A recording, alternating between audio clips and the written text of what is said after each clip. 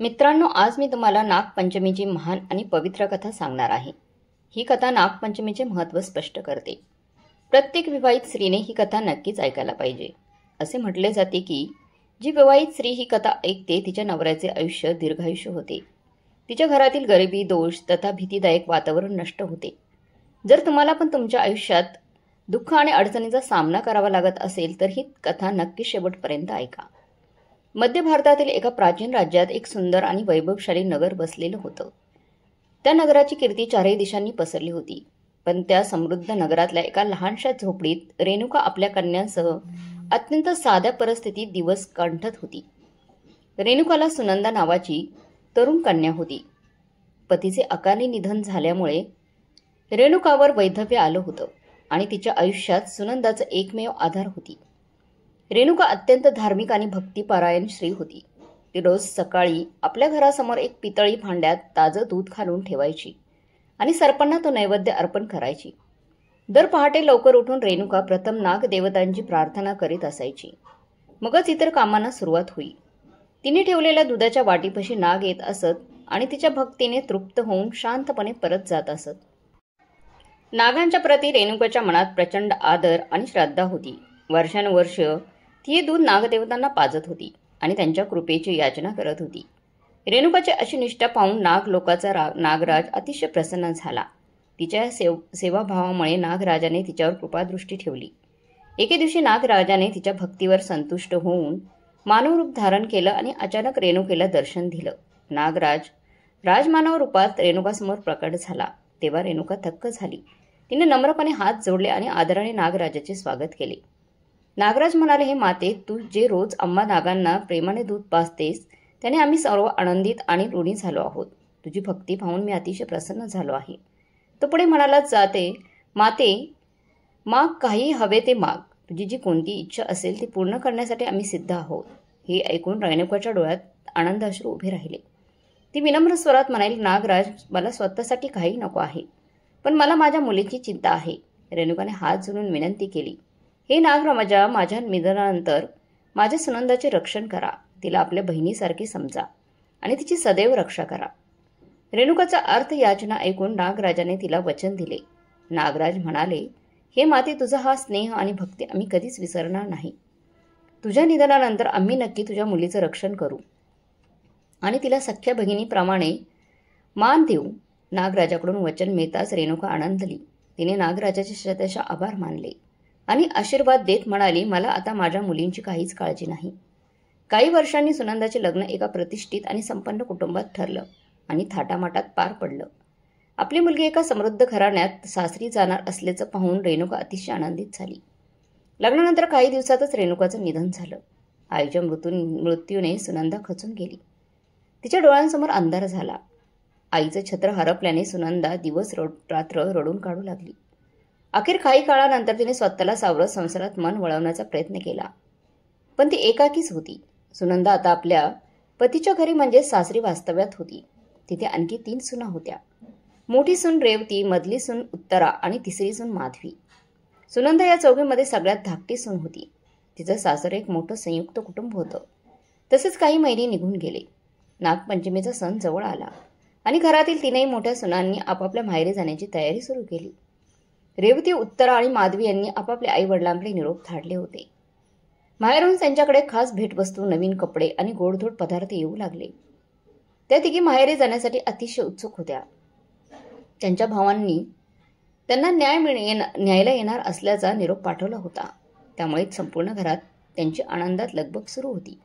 पण सुनंदाचे माहेर आता कुठेच नव्हते. आईच्या जाण्यानं तिच्या मायाळू माहेरचा संसार संपला होता. तिला न्यायला येण्यासाठी कोणीच नव्हतं. इतर 3ही सुनांची लगबग पाहून सुनंदाच्या हृदयात हुरहुर दाटली. ती हळूच आपल्या खोलीत जाऊन शांत बसली. तिच्या मनाला फार वाईट वाटत होतं. तिला काहीच सुचत नव्हतं आणि कुणाकडे जाऊन आपलं दुःख सांगावं, व्यक्त करावं तेही तिला कळत नव्हतं. आपल्या भाळी असलेल्या एकटेपणाचं तिला प्रचंड दुःख झालं. मोठी सून रेवती सुनंदाला अश्रू भरल्या डोळ्यांनी एकटी बसलेले पाहून चिडवायला आली. रेवतीने उपरोधाने विचारलं, काय ग धाकटी सुनबाई, तुझ्या माहेरून कोणी तुला न्यायला येणार नाही का?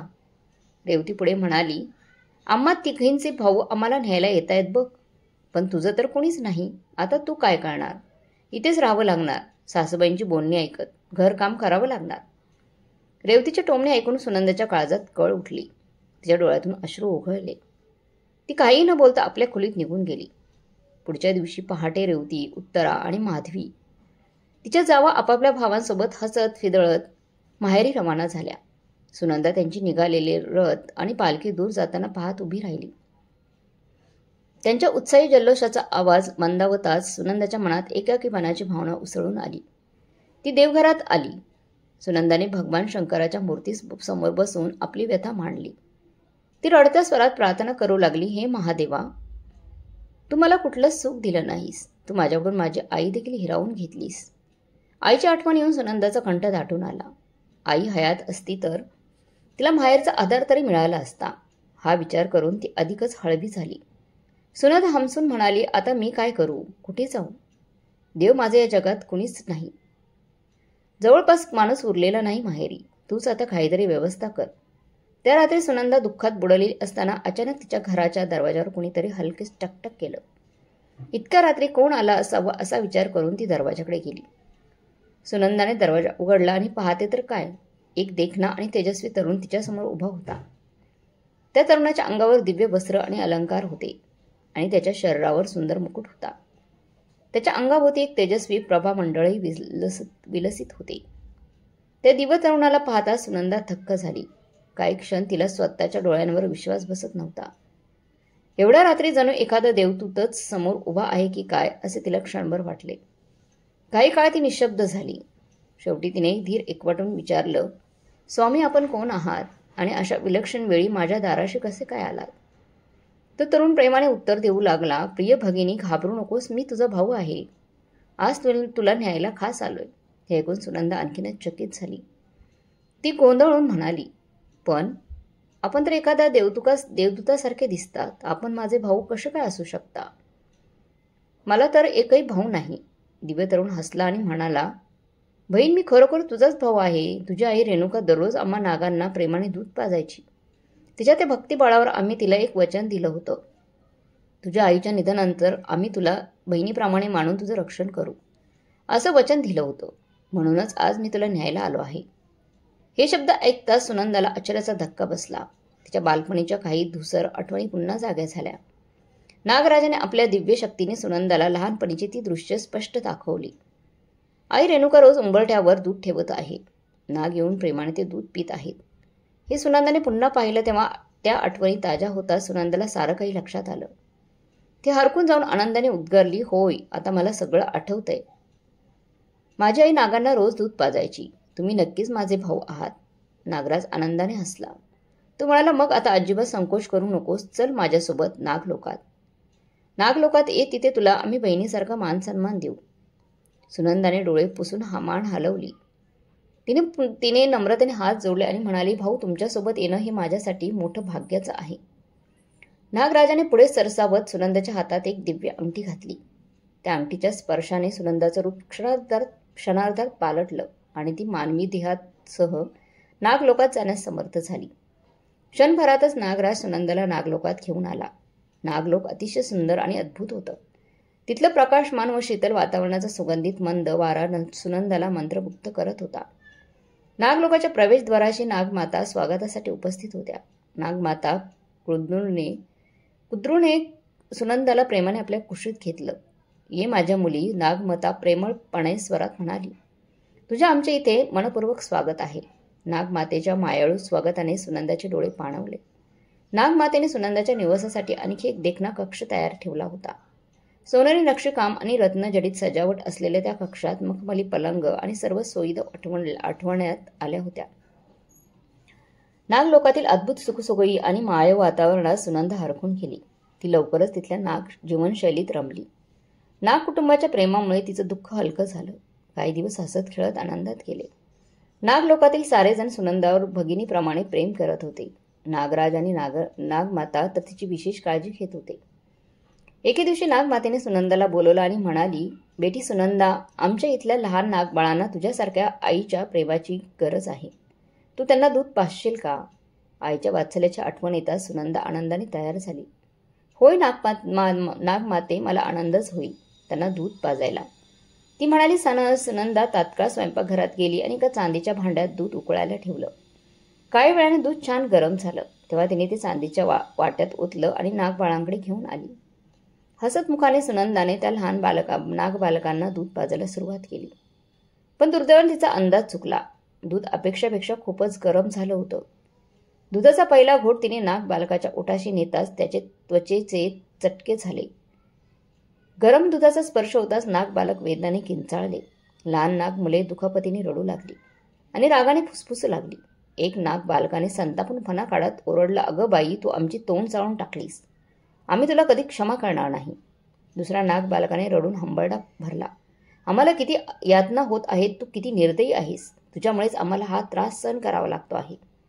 हे पाहून सुनंदा घाबरली आणि तिला प्रचंड वाईट वाटलं. तिच्या डोळ्यात पाणी तरळलं. ती हात जोडून रडत्या आवाजात म्हणाली, मला क्षमा करा नागो, माझ्याकडून फार मोठी चूक झाली. सुनंदा पुढे रडत अडखळत म्हणाली, मी नकळत दूध खूप टापून टाकलं. तुम्हाला दुखवण्याचा माझा कोणताच हेतू नव्हता.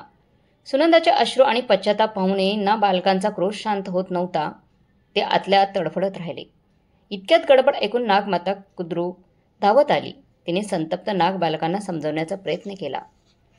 नागमाता प्रेमाने म्हणाली, मुलांना सुनंदाला क्षमा करा. ती आपली आदरणीय पाहुणी आहे आणि प्रिय बहीण आहे. तिने जाणीवपूर्वक काही केलेलं नाही. नागमातेने पुढे कठोरपणे बजावलं, सुनंदा आपल्याकडे आलेली मान्यवर आहे आणि तिचा अपमान करणं अजिबात योग्य नाही.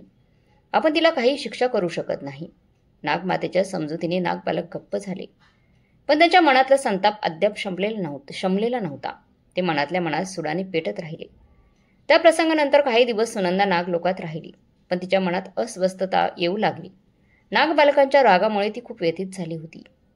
अखेरीस सुनंदाने नागलोकातून पुन्हा आपल्या मानव जगतात घरी परतण्याची इच्छा व्यक्त केली. नागराज आणि नागमातेने तिची इच्छा मान्य केली आणि आदराने तिला निरोप दिला. सुनंदा परत आपल्या सासरी आली. पण नागलोकातील दिवसांच्या आठवणी तिच्या हृदयात कोरल्या गेल्या होत्या. नागलोकात पाहिलेले अद्भुत वैभव आणि तिथे मिळालेली आपुलकी ती कधीच विसरू शकली नाही. सुनंदा पुन्हा आपल्या दैनंदिन संसारात गुंतली. पण तिच्या मनात पुढच्या वर्षीच्या नागपंचमीची आतुरता लागली. नागपरिवार पुन्हा भेटायला येईल का या विचाराने तिच्या मनाला हुरहुर लागली. दिवसामागून दिवस गेले, महिने सरले आणि अखेर नागपंचमीचा पुन्हा सण परत आला. सुनंदाने या दिवसाची अत्यंत आतुरतेने वाट पाहिली होती. तेवढ्यात नागलोकातही जय्यत तयारी सुरू झाली होती. आता ते लहान नागबालक मोठे आणि सामर्थ्यवान झाले होते. नागमातेने त्यांना सुनंदाला पुन्हा आमंत्रित करून घेऊन यायला सांगितलं. नागपंचमीच्या दिवशी नागराजाचे ते दोन्ही तरुण पुत्र सुनंदाच्या गावाकडे जाण्यास निघाले. मात्र त्यांच्या मनात अजूनही मागच्या घटनेचा संताप धगधगत होता. नागलोकातून बाहेर पडताच दोनही नागबंधूंनी एकमेकांकडे कटाक्ष टाकला. त्यांच्यात कुजबूज सुरू झाली. ज्येष्ठ नागपुत्र वासुकी क्रोधाने म्हणाला, आज आपण त्या स्त्रीला आपल्या विषाने डसूया आणि तिचा अंत करून टाकूया. तिने आमच्यावर केलेल्या अन्यायाची शिक्षा तिला दिलीच पाहिजे, तिला मिळालीच पाहिजे. दुसरा नागपुत्र तक्षकने ही संमती दर्शवली. तो म्हणाला, होय, तिने आमच्यावर अन्याय केला. आता आपण तिला तिच्या चुका समजावून देऊया आणि आपला सूड पूर्ण करूया. क्रोधाने त्यांच्या अंतःकरणात कठोरता दाटली. त्यांनी सुनंदाचा नाश करण्याचा निर्धार केला आणि ते अखेर तिच्या गावात पोहोचले. इथे सुनंदा आशेने वाट पाहत होते की यंदाही नागराज आपल्याला न्यायला येईल. ती डोळे लावून दरवाजाकडे बसली होती. अचानक तिला दाराबाहेर हालचाल जाणवली.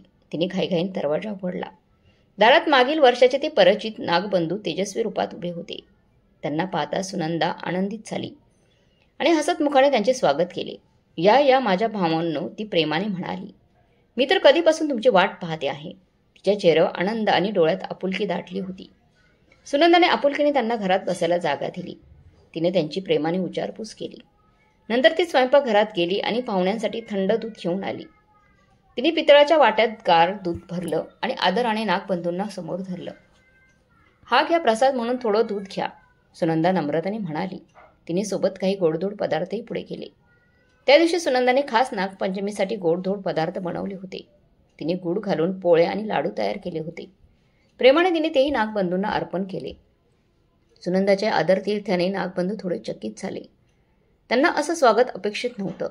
त्यांनी सुनंदाने दिलेल्या थंड दुधाचा घोट घेतला आणि लाडवांचाही आस्वाद घेतला.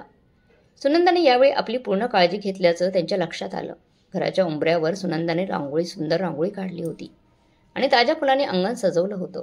नागबंधू घरात प्रवेश करताच सुनंदानं त्यांच्या पायांवर अक्षता टाकून ओवाळलं. सुनंदाने स्वतः तयार केलेले फुलांचे हार त्यांच्या गळ्यात घातले. तिच्या मनपूर्वक स्वागताने नागबंधू भारावून गेले. सुनंदाच्या डोळ्यातील निर्मळ स्नेह पाहून नागबंधूंचे हृदय क्षणार्धात वितळलं. ज्या कठोर सूड भावनेने ते आले होते ते क्षणभरात नाहीशी झाली. वासूनी शांतपणे सुनंदाला उद्देशून सांगितलं, आम्ही तुला क्षमा केली आई बहीण. आधी आमचा गैरसमज झाला होता. तक्षकाने मान खाली घालून म्हटलं, तुझं प्रेम आणि पाहुणचार पाहून आमची मन परिवर्तन पावली आहेत. आम्ही तुला चुकीचं समजत होतो. हे ऐकता सुनंदाच्या डोळ्यात आनंदाश्रू दाटले. भावांनो, मीही तुमची मनापासून क्षमा मागते आणि तुम्हाला एक क्षमा करते, मी कृतज्ञतेने म्हणाली. त्या क्षमेच्या आणि प्रेमाच्या वातावरणात पुन्हा स्नेहाचा सागर लहरला. मनातील सारे गैरसमज दूर झाले. सुनंदा आणि नागबंधूंनी एकमेकांना प्रेमाने आलिंगन दिलं. नंतर नागबंधूंनी पुन्हा सुनंदाला आपल्यासोबत नागलोकात चढण्याचा आग्रह केला. चला आता आमच्या घरी जाऊया, वासुकी उत्साहाने म्हणाला. होय, पुन्हा आमच्यासोबत नागलोकाला, ते तक्षक हसत हसत म्हणाला. आमच्या नागमातेसह सगळेच तुझ्या आतुरतेने वाट पाहत आहेत. सुनंदा आनंदाने तयार झाली आणि ती पुन्हा नागबंधूंबरोबर नागलोकात गेली. नागलोकात पोहोचताच नागमाता आणि नागराजाने तिचं उत्साहाने स्वागत केलं. संपूर्ण नागलोकात आनंदोत्सव साजरा झाला.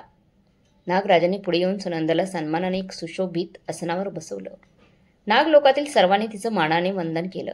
नागराजाने सुनंदाच्या कपाळावर भक्तिभावाने शुभ्र चंदन कुंकू लावलं. भावंडाच्या प्रेमाचा हा तिच्यासाठी मोठा सन्मान होता. नागमातेने तिला प्रेमाने आशीर्वाद दिला आणि सुवर्ण रत्नांनी भरलेली एक सुंदर मंजुषा तिच्यासमोर अर्पण केली. सुनंदाने विनम्रतेने ते सर्व स्वीकारलं. तिने मनापासून नागमाता आणि नागराजाचे आभार मानले. तिच्या आनंदाला पारावर उरला नव्हता. काही दिवस सन्मानाने राहिल्यानंतर सुनंदाला आपल्या मानव जगताच्या घरी परतायचं होतं. नागपरिवाराने प्रेमाने तिला निरोप दिला आणि अनेक मौल्यवान भेटवस्तू देऊन पाठवलं. सुनंदा जेव्हा सासरी परतली तेव्हा तिच्यासोबत नागाने दिलेल्या सर्व सुवर्ण मोत्यांनी भरलेली पेटी आणि इतर अमूल्य भेटवस्तू होत्या. त्या पेटीत सोन्याचे अलंकार, हिरे, मोती अशी अनेक रत्ने भरली होती. हे ऐश्वर्य पाहून सासरच्या मंडळींचे डोळे दिपले. तिला पूर्वी हिणवणाऱ्या रेवतीच्याही चेहऱ्यावर आश्चर्य आणि थोडी लाज उमटली. रेवतीने आपली चूक कबूल करून सुनंदाची मनापासून क्षमा मागितली आणि आता तिला मनापासून बहिणीचा मान दिला. निरोपाच्या क्षणी नागराजाने सुनंदाला एक अमूल्य वरदान दिलं. नागराज म्हणाला, ही भगिनी आजपासून जी कोणती स्त्री नागपंचमीच्या दिवशी श्रद्धेने आणि प्रेमाने नागांना थंड दूध अर्पण करील, तिच्या कुटुंबियांना नाग कधीही डसणार नाही. सुनंदाने डोळ्यात आनंदाश्रू घेऊन नागराजाचं आणि संपूर्ण नाग कुटुंबाचं मनापासून आभार मानलं. तिने विनम्रतेने साष्टांग नमस्कार करून त्या दिव्य परिवाराला निरोप दिला. सुनंदा आनंदाने आपल्या घरी परतली. नागराजाच्या वरदानामुळे तिला अपरिमित समाधान मिळालं. त्या दिवसानंतर तिच्या कुटुंबावर कधी सर्पदंशाचं संकट आलं नाही. तिच्या निस्वार्थ भक्तीचं फळ तिला इतक्या सुंदर रीतीने मिळालं होतं की त्याच दिवसापासून नागपंचमीच्या दिवशी नागांना दूध अर्पण करण्याची प्रथा सुरू झाली आणि ती आज तागायत सुरू आहे. सुनंदा दरवर्षी नागपंचमीचा सण भक्तिभावाने साजरा करू लागली. ती प्रत्येक नागपंचमीला आपल्या घरासमोर दूध ठेवून नागांची पूजा करी आणि नाग परिवाराला सतत स्मरत राहिली. सुनंदाचं उर्वरित आयुष्य सुख आणि समाधानाने भरलेलं होतं. तिने नागांप्रती कृतज्ञता व्यक्त करणं कधीच विसरली नाही. ही कथा आपल्याला काही महत्त्वाचे धडे शिकवते. प्रेम, सेवा आणि निस्वार्थ भक्ती यांच्या बळावर कोणत्याही कठीण प्रसंगावर मात करता येते. प्रेमाने शत्रूचंही हृदय जिंकता येतं. मनापासून केलेली सेवा आणि श्रद्धा शेवटी नक्की फलदायी ठरते. तर मित्रांनो, ही नागपंचमीची ही कथा तुम्हाला कशी वाटली कमेंट बॉक्समध्ये नक्की सांगा आणि व्हिडिओ आवडला असेल तर लाईक नक्की करा. धन्यवाद. नागपंचमीच्या तुम्हाला सर्वांना हार्दिक शुभेच्छा.